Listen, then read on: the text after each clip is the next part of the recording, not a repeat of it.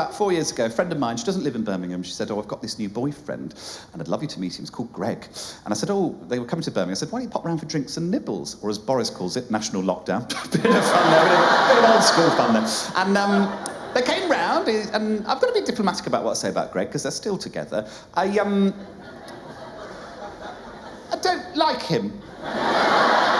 If he was a noise, he'd be, just a grey-suited alpha bellend, and he came into my house, and the first thing you see when you come into my house is a painting of a pride flag, and he immediately, literally just met him, he went off on one, he was like, oh, God, this they-them nonsense, for God's sake. There's a bloke at work that wants to be called they-them. It's he or she, isn't it? I was like, we've been very comfortably calling a grown man Pitbull for the last 20 years. We can deal with it of they and them. There's a man called The Edge, and we've all been fine with that.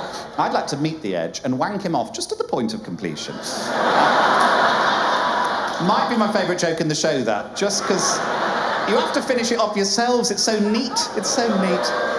And Greg's wandering around my house, and he's an estate agent, Greg, and he was treating the whole thing like it was a valuation, going into all the rooms, going, And he went into the kitchen, which looked like this at the time. Perfectly nice, usable kitchen. There were issues with it. It had plaster that was falling away a bit. There was an outhouse at the back with an asbestos roof, but perfectly nice, usable kitchen. And he went into that room, and he went, how much you pay for this place? And I told him, and he went, what, for this? And I said, yeah. And he went, no. You've overpaid there. 20, 30 grand too much, I'd say. And I was so annoyed, because he's absolutely right.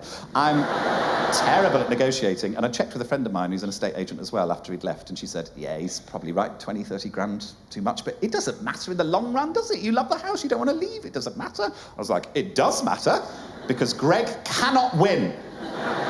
So I've spent the last 4 years trying to get my house price up simply to fuck off Greg.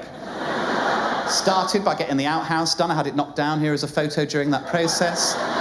Caption for that was, I thought it was a fart. It's all good fun, it's good fun. Could have gone with unshitting bricks. There were so many options to me.